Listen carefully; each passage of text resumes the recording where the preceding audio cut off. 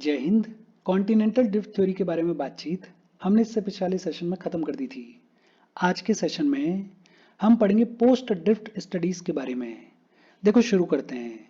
Continental drift theory को 1912 में present किया गया था और हमने देखा था कि कॉन्टिनेंटल ड्रिफ्ट थ्योरी के एविडेंस के तौर पर ज़्यादातर चीज़ें जो प्रेजेंट की गई उनको कलेक्ट किया गया था कॉन्टिनेंटल एरियाज से। फॉर एग्जाम्पल, कॉन्टिनेंटल एरियाज के अंदर distribution of flora and fauna के बारे में हमने बात की थी। कॉन्टिनेंटल एरियाज के अंदर distribution of deposits and sediments के बारे में हमने बात की थी। होपफुली आपको याद होगा, कॉन्टिनेंटल ड्रिफ्ट थ्योरी के एविडेंस के तौर पर हमने बात की थी टिलिट के बारे में और हमने पढ़ा था सेडिमेंट्स के डिस्ट्रीब्यूशन के बारे में। एविडेंस के तौर पर हमने बात की थी प्लेसर डिपॉजिट्स के डिस्ट्रीब्यूशन के बारे में और एविडेंस के तौर पर हमने पढ़ा था डिस्ट्रीब्यूशन ऑफ फॉसिल्स के बारे में। अगर बहुत सिंपल तौर पर बात करें तो कॉन्टिनेंटल ड्रिफ्ट थ्योरी से रिलेटेड ज़्यादातर जो एविडेंसेस हैं उनको कलेक्ट किया गया फ्रॉम कॉन्टिनेंटल एरियाज। लेकिन इसका एक मतलब ये भी है कि कॉन्टिनेंटल ड्रिफ्ट थ्योरी के एविडेंसेस से रिलेटेड ज़्यादातर जो स्टडीज़ की गई वो स्टडीज़ अपने आप में लिमिटेड थी। वो स्टडीज़ लिमिटेड थी टू कॉन्टिनेंटल एरियाज। लेकिन फिर वर्ल्ड वॉर सेकेंड हुआ और वर्ल्ड वॉर सेकेंड के बाद बहुत सारी नई नई डिस्कवरीज हुई। पर्टिकुलरली ओशन फ्लोर को लेकर हमें और बहुत सारी नई जानकारी मिली, नई इंफॉर्मेशन मिली। और ये जो नई इंफॉर्मेशन है इसने हमारे साइंटिस्ट के सामने एक नया डायमेंशन प्रोड्यूस किया for the study of distribution of oceans and continents. बेहद सिंपल, कॉन्टिनेंटल ड्रिफ्ट थ्योरी के टाइम तक जो भी एविडेंसेस कलेक्ट किए गए वो एविडेंसेस सिर्फ और सिर्फ कॉन्टिनेंटल एरिया से कलेक्ट किए गए। लेकिन वर्ल्ड वॉर सेकेंड के बाद और बहुत सारी नई नई डिस्कवरीज हुई, पर्टिकुलरली ओशन फ्लोर को लेकर। ओशन फ्लोर को लेकर हमें और बहुत सारी नई इंफॉर्मेशन मिली और ये जो नई इंफॉर्मेशन है इसने साइंटिस्ट के सामने एक नया डायमेंशन प्रोड्यूस किया to study the distribution of oceans and continents. इस नए इंफॉर्मेशन को यूज करके, इंटीग्रेट करके साइंटिस्ट फर्दर स्टडीज को कंडक्ट करेंगे और अपनी अपनी थ्योरीज देंगे। जो सबसे पॉपुलर थ्योरी दी गई वो थी convectional current theory. Convectional current theory किसने दी? आर्थर होम्स ने दी। और कब दी? 1930s में दी। कन्वेक्शनल करंट थ्योरी किसने दी? आर्थर होम्स ने दी। और अपनी इस थ्योरी में आर्थर होम्स क्या कह रहे थे? आर्थर होम्स ये कह रहे थे कि मेंटल के अंदर कन्वेक्शन करंट्स के प्रेजेंट होने की पॉसिबिलिटी है। आर्थर होम्स क्या कह रहे थे कि मेंटल के अंदर कन्वेक्शन करंट्स के प्रेजेंट होने की पॉसिबिलिटी है। लोगों ने कहा कि मान लेते हैं कि मेंटल के अंदर कन्वेक्शन करंट्स प्रेजेंट हैं, लेकिन ये बताओ कि ये जो कन्वेक्शन करंट्स हैं ये जनरेट कैसे होते हैं, ये प्रोड्यूस कैसे होते हैं। तो आर्थर होम्स ने बताया कि मेंटल के अंदर बहुत सारे रेडियो एक्टिव एलिमेंट्स प्रेजेंट हैं। रेडियो एक्टिव एलिमेंट्स जैसे यूरेनियम, जैसे थोरियम, जैसे रेडियम। ये जो रेडियो एक्टिव एलिमेंट्स हैं ये थर्मल डिफरेंसेस को क्रिएट करते हैं इन दी मेंटल और इन्हीं थर्मल डिफरेंसेस की वजह से जनरेट होते हैं कन्वेक्शन करंट्स। बेहद सिंपल, कन्वेक्शनल करंट थ्योरी किसने दी? आर्थर होम्स ने दी। और आर्थर होम्स ने क्या कहा? आर्थर होम्स ने कहा कि मेंटल के अंदर कन्वेक्शन करंट्स के प्रेजेंट होने की पॉसिबिलिटी है और ये जो कन्वेक्शन करंट्स हैं ये जनरेट कैसे होते हैं? मेंटल के अंदर बहुत सारे रेडियो एक्टिव एलिमेंट्स प्रेजेंट हैं। ये जो रेडियो एक्टिव एलिमेंट्स हैं ये थर्मल डिफरेंसेस को क्रिएट करते हैं इन द मेंटल और इन्हीं थर्मल डिफरेंसेस की वजह से कन्वेक्शन करंट्स जनरेट होते हैं। होम्स ने यहां तक कहा कि ये जो कन्वेक्शन करंट्स हैं ये पूरे के पूरे मेंटल में देखने को मिलते हैं, ये पूरे के पूरे मेंटल में प्रेजेंट होते हैं।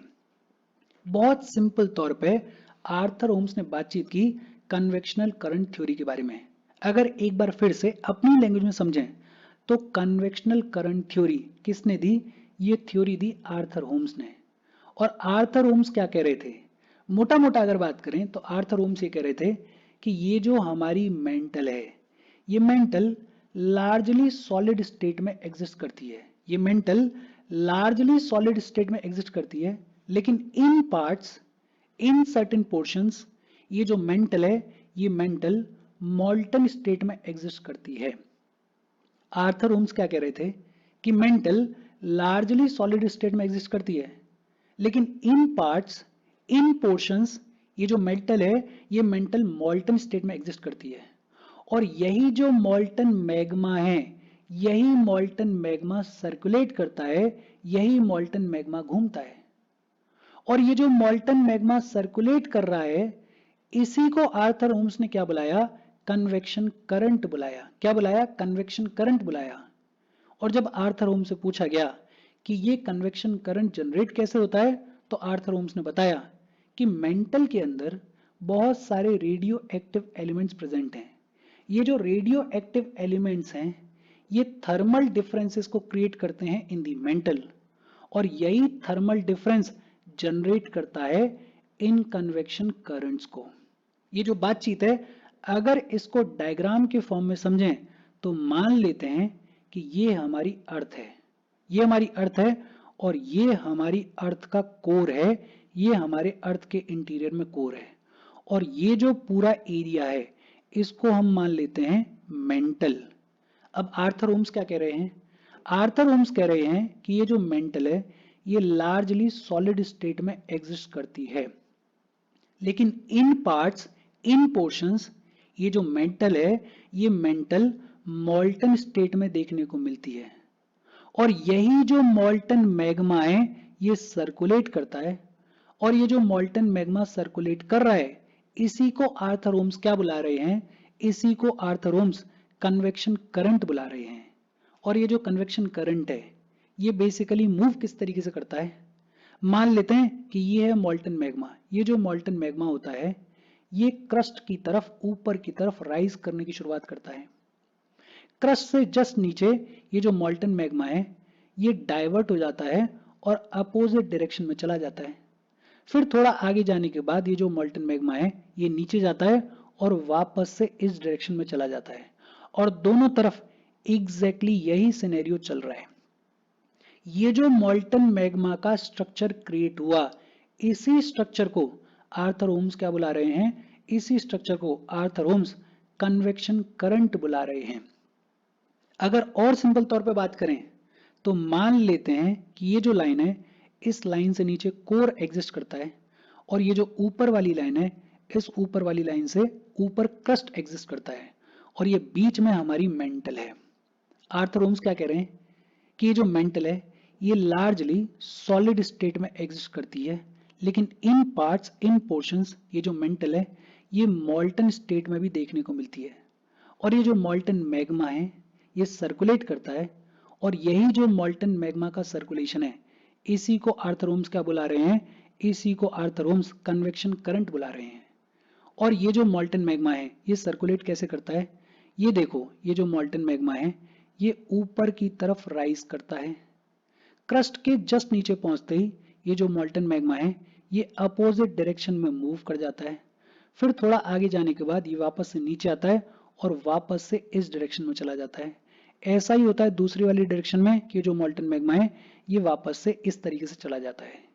ये जो स्ट्रक्चर क्रिएट हुआ, इसी स्ट्रक्चर को, इसी मॉल्टन मैग्मा के मूवमेंट को आर्थर होम्स क्या बुला रहे हैं? कन्वेक्शन करंट बुला रहे हैं। और ये जो कन्वेक्शन करंट है ये अपने आप में बेहद इंपॉर्टेंट है। इंपॉर्टेंट क्यों है? बिकॉज जब एल्फ्रेड वैगनर से कॉन्टिनेंटल ड्रिफ्ट थ्योरी के अंदर ये पूछा गया था कि चलो मान लेते हैं कि कॉन्टिनेंट्स ड्रिफ्ट कर रही हैं, तो ये बताओ कि ये जो कॉन्टिनेंट्स ड्रिफ्ट कर रही हैं इनके ड्रिफ्ट के पीछे कौन से फोर्सेस रिस्पॉन्सिबल हैं? तो एल्फ्रेड वैगनर ने एक तो बात की थी पोल फ्लीइंग फोर्स के बारे में, और दूसरा बात की थी टाइडल फोर्स के बारे में। लेकिन इन दोनों ही फोर्सेस को साइंटिस्ट ने रिजेक्ट कर दिया था। साइंटिस्ट का ये कहना था कि ये दोनों ही फोर्सेस इतने पावरफुल नहीं है कि इनकी वजह से पूरा का पूरा कॉन्टिनेंट ड्रिफ्ट कर जाए, इनकी वजह से पूरा का पूरा कॉन्टिनेंट मूव कर जाए। लेकिन अब जब आर्थर होम्स बात करेंगे इस कन्वेक्शन करंट के बारे में, तो ये जो कन्वेक्शन करंट है ये पॉसिबल रीजन बनेगा, ये पॉसिबल एक्सप्लेनेशन बनेगा कि हमारी जो कॉन्टिनेंट्स है वो क्यों मूव करती हैं।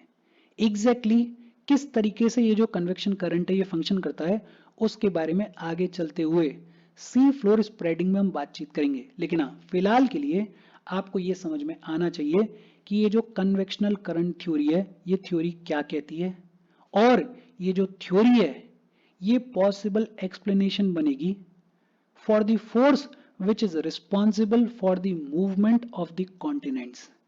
और जब ये कन्वेक्शनल करंट थ्योरी आएगी तो जो कॉन्टिनेंटल ड्रिफ्ट थ्योरी है उसको डिस्कार्ड कर दिया जाएगा। ये जो कन्वेक्शन करंट है ये किस तरीके से कॉन्टिनेंट्स के मूवमेंट के लिए रिस्पॉन्सिबल होता है उसके बारे में इन डिटेल हम पढ़ेंगे सी फ्लोर स्प्रेडिंग के अंदर, जो कि आगे इसी चैप्टर में आने वाला है। अच्छा, ये जितना भी कन्वेक्शनल करंट थ्योरी के बारे में बातचीत हो रही है, ये बातचीत क्यों हो रही है? बिकॉज वर्ल्ड वॉर सेकेंड के बाद बहुत सारी नई नई डिस्कवरीज हुई और पर्टिकुलरली ओशन फ्लोर को लेकर हमें और बहुत सारी नई जानकारी मिली, हमें और बहुत सारी नई इंफॉर्मेशन मिली। ये पूरी बातचीत क्यों हो रही है? बिकॉज वर्ल्ड वॉर सेकेंड के बाद हमने ओशन फ्लोर को प्रॉपरली मैप किया, ओशन के कॉन्फ़िगरेशन को हमने पूरा डिटेल से रिसर्च किया और ओशन फ्लोर को हमने पूरा डिटेल से पढ़ा समझा। और जब ओशन फ्लोर को मैप किया गया तो हमें बहुत सारी नई चीजें पता चली। जैसे एक तो हमें ये पता चला कि ओशन का जो फ्लोर है वो फ्लैट नहीं है और वो फीचर लेस नहीं है। पहले हम क्या सोचते थे कि ओशन का जो फ्लोर है वो एकदम फ्लैट है और उसके ऊपर कोई भी फीचर्स नहीं है, लेकिन जब हमने ओशन फ्लोर को स्टडी किया, मैप किया, तो हमें पता चला कि ओशन का फ्लोर फ्लैट नहीं है और ओशन के फ्लोर के ऊपर बहुत सारे रिलीफ्स देखने को मिलते हैं। दूसरा हमें देखने को मिला कि ओशन फ्लोर के ऊपर माउंटेन रेंजेस देखने को मिलती हैं। ये जो माउंटेन रेंजेस हैं ये सबमर्ज्ड हैं, ये पानी के अंदर डूबी हुई हैं, लेकिन लंबी चौड़ी माउंटेन रेंजेस ओशन फ्लोर के ऊपर एग्जिस्ट करती हैं। इसके अलावा हमें यह भी देखने को मिला कि ओशन फ्लोर पे डीप ट्रेंचेस भी देखने को मिलती हैं। ट्रेंचेस जो कि सबडक्शन का जोन होती हैं, वो ट्रेंचेस भी ओशन फ्लोर पे देखने को मिलती हैं। इसके अलावा हमें यह भी पता चला कि ओशन फ्लोर के ऊपर मिड ओशनिक रिजेस भी देखने को मिलती हैं। ये जो मिड ओशनिक रिजेस हैं इनके बारे में बहुत ब्रीफली हमने पिछले चैप्टर्स में बात की थी और हमने देखा था कि ये जो मिड ओशनिक रिजेस होती हैं ये एक्टिव वॉल्केनिक इरप्शन की साइट्स होती हैं। यहाँ पे एक्टिव वॉल्केनिक इरप्शन देखने को मिलता है। तो जब हमने ओशन फ्लोर को स्टडी किया, मैप किया, तो हमें यह भी पता चला कि ओशन फ्लोर के ऊपर मिड ओशनिक रिजेस का भी प्रेजेंस देखने को मिलता है, जो कि एक्टिव साइट्स हैं ऑफ वॉल्केनिक इरप्शंस। इसके अलावा हमें यह भी पता चला कि ओशनिक क्रस्ट की जो रॉक्स हैं, ओशनिक क्रस्ट की जो रॉक्स हैं, they are much younger than the rocks of continental crust. Oceanic crust की जो रॉक्स हैं वो कॉन्टिनेंटल क्रस्ट की रॉक्स के कंपैरिजन में बहुत ही ज्यादा यंग हैं, बहुत ही रीसेंट टाइम्स में फॉर्म हुई हैं। और यही सब कुछ लिखा हुआ है इस पैराग्राफ में, mapping of the ocean floor. जब हमने ओशन फ्लोर को मैप किया तो एक तो हमें ये पता चला कि ओशन का जो फ्लोर है वो प्लेन नहीं है, it is full of relief. ये जो ओशन का फ्लोर है ये फ्लैट नहीं है, प्लेन नहीं है, it is full of relief. दूसरा हमें देखने को मिला कि ओशन के फ्लोर पे सबमर्ज्ड माउंटेन रेंजेस प्रेजेंट हैं, सबमर्ज्ड माउंटेन रेंजेस प्रेजेंट हैं और डीप ट्रेंचेस भी प्रेजेंट हैं। हमें यह भी देखने को मिला कि ओशन फ्लोर के ऊपर मिड ओशनिक रिजेस भी देखने को मिलती हैं और ये जो मिड ओशनिक रिजेस हैं they are active in terms of volcanic eruptions. हमें यह भी समझ में आया कि ओशनिक क्रस्ट की जो रॉक्स हैं they are much younger than the rocks of the continental areas या than the rocks of continental crust.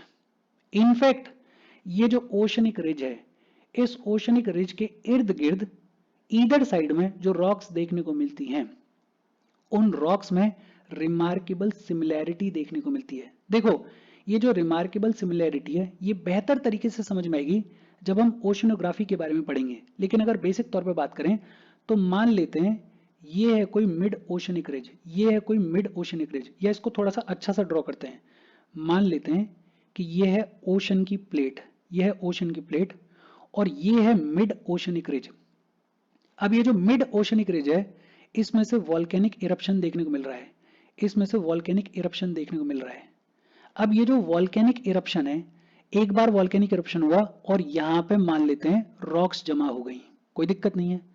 दोबारा से वॉल्केनिक इरप्शन हुआ, जब दोबारा से वॉल्केनिक इरप्शन होगा तो होगा क्या कि ये जो पहले वाली रॉक्स हैं ये थोड़ा बाहर की तरफ पुश हो जाएंगी, और जो नई वाली रॉक्स हैं वो यहाँ पे जम जाएंगी। फिर मान लेते हैं कि तीसरी बार वॉल्केनिक इरप्शन हुआ, जब तीसरी बार वॉल्केनिक इरप्शन होगा तो क्या होगा कि ये जो पुरानी वाली रॉक्स हैं ये और ज्यादा बाहर की तरफ पुश हो जाएंगी, और जो नई वाली रॉक्स हैं वो एकदम बाउंड्री पे आके जम जाएंगी। तो होगा क्या कि इस ओशनिक रिज के इर्द गिर्द ये जो रॉक्स हैं, ये जो रॉक्स हैं, ये जो रॉक्स हैं, इन रॉक्स में एक रिमार्केबल सिमिलैरिटी देखने को मिलेगी, बिकॉज ये जो रॉक्स हैं ये एक टाइम पर जब वॉल्केनिक इरप्शन हुआ उसकी वजह से फॉर्म हुई हैं। इसके बारे में इन डिटेल हम पढ़ते हैं ओशनोग्राफी में, लेकिन फिलहाल के लिए आपको बेसिक चीजें क्या समझनी है। आपको एक तो ये समझना है कि पहले तो ये माना जाता था कि ओशन का जो फ्लोर है वो एकदम फ्लैट है, ओशन का जो फ्लोर है वो एकदम फीचरलेस है। लेकिन जब ओशन के फ्लोर को मैप किया गया तो हमें समझ में आया कि भाई साहब ये जो ओशन का फ्लोर है ये फ्लैट नहीं है और ये फीचरलेस नहीं है, इसके ऊपर खूब सारी रिलीफ्स देखने को मिलती हैं। हमें पता चला कि ओशन के फ्लोर के ऊपर सबमर्ज्ड माउंटेन रेंजेस देखने को मिलती हैं और डीप ट्रेंचेस देखने को मिलती हैं। हमें यह पता चला कि ओशन के फ्लोर के ऊपर मिड ओशनिक रिजेस का प्रेजेंस देखने को मिलता है, और ये जो मिड ओशनिक रिजेस हैं they are active in terms of volcanic eruptions. हमें ये समझ में आया कि ओशनिक क्रस्ट के जो रॉक्स हैं they are much younger than the rocks of the continental areas. अच्छा, फिर इसके बाद बात आती है ओशन फ्लोर के कॉन्फ़िगरेशन के बारे में। हम ओशन फ्लोर को मैप कर रहे हैं, तो मैप करने के बाद हमें पता चला कि ओशन फ्लोर का कॉन्फ़िगरेशन किस तरीके का है। और देखो, ये जो ओशन फ्लोर है इसको तीन मेजर डिविजन्स में डिवाइड करके देखा जाता है, और ये जो तीन मेजर डिविजन्स हैं, जो डिवीजन किया गया है, it is based on depth as well as forms of relief. बहुत सिंपल तौर पे अगर बात करें तो ओशन फ्लोर को तीन मेजर डिविजन्स में डिवाइड करके देखा जाता है। कौन कौन सी तीन मेजर डिविजन्स हैं? एक है कॉन्टिनेंटल मार्जिन्स, एक है कॉन्टिनेंटल मार्जिन्स, दूसरा है डीप सी बेसिन्स, दूसरा क्या है डीप सी बेसिन्स, और तीसरा मिड ओशनिक रिजेस, तीसरा क्या है मिड ओशनिक रिजेस। देखो, ये जो ओशन का फ्लोर है इसको तीन मेजर डिविजन्स में डिवाइड करके देखा जाता है। कौन कौन सी तीन मेजर डिविजन्स हैं? एक है कॉन्टिनेंटल मार्जिन्स, दूसरा डीप सी बेसिन्स, और तीसरा मिड ओशनिक रिजेस या मिड ओशन रिजेस। देखो, इसको थोड़ा सा ड्रॉ करके समझने की कोशिश करते हैं। देखो, ये मान लेते हैं कि ये बाउंड्री है, ये कॉन्टिनेंट या ये कहें कि ये लैंड की बाउंड्री है। इस लैंड की बाउंड्री के बाद यहाँ पे मान लेते हैं कि यहाँ पे ओशन की शुरुआत हो गई है।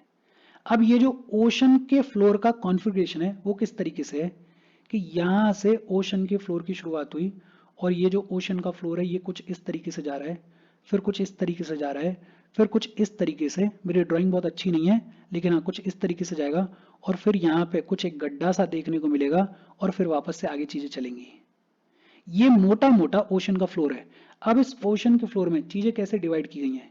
ये जो एकदम स्लोप सा दिख रहा है, इस स्लोप को बुलाया जाता है कॉन्टिनेंटल शेल्फ। इस स्लोप को क्या बुलाया जाता है? कॉन्टिनेंटल शेल्फ, शेल्फ बुलाया जाता है। ये जो कॉन्टिनेंटल शेल्फ है इसके बाद यहां पे ये जो स्लोप नीचे की तरफ गया इसको बुलाया जाता है कॉन्टिनेंटल ब्रेक। इसको क्या बुलाया जाता है? इसको कॉन्टिनेंटल ब्रेक बुलाया जाता है। और कॉन्टिनेंटल ब्रेक के बाद ये जो स्लोप आया इस स्लोप को बुलाया जाता है कॉन्टिनेंटल स्लोप। इसको क्या बुलाया जाता है? कॉन्टिनेंटल स्लोप बुलाया जाता है। कॉन्टिनेंटल स्लोप के बाद यहां पे एक ट्रांजिशन जोन आता है, उसको बुलाया जाता है कॉन्टिनेंटल राइज। क्या बुलाया जाता है? Continental rise. बेसिकली ये जो कॉन्टिनेंटल राइज है इसके बाद डीप ओशन फ्लोर की शुरुआत हो जाती है, और ये जो डीप ओशन फ्लोर होता है ये लंबा चौड़ा होता है।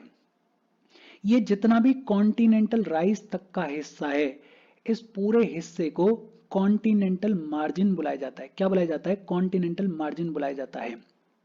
कॉन्टिनेंटल मार्जिन में सबसे पहले कॉन्टिनेंटल शेल्फ आती है, फिर कॉन्टिनेंटल ब्रेक आता है और उसके बाद कॉन्टिनेंटल स्लोप की शुरुआत होती है।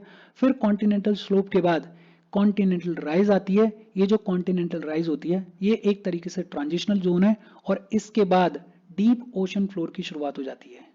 फिर ये जो डीप ओशन फ्लोर है ये लंबा चौड़ा होता है और डीप ओशन फ्लोर के बाद यहाँ पे मिड ओशनिक रिज का प्रेजेंस देखने को मिलता है।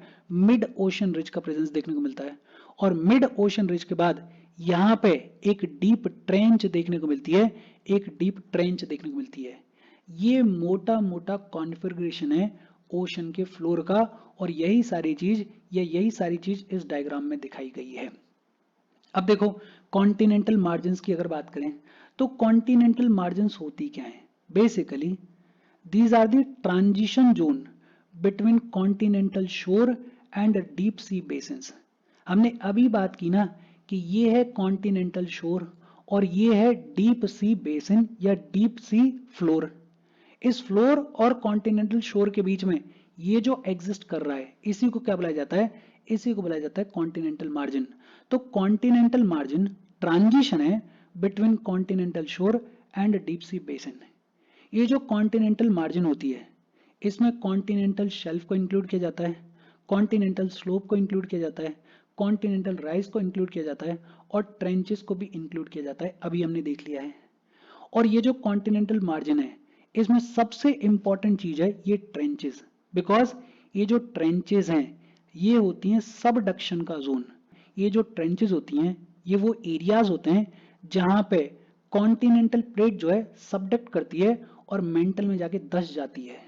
तो ट्रेंचेस जो हैं वो सबसे ज्यादा कंसिडरेबल इंटरेस्ट का एरिया होता है। बहुत simple, continental margins basically transition zone है between continental shore and deep C basin.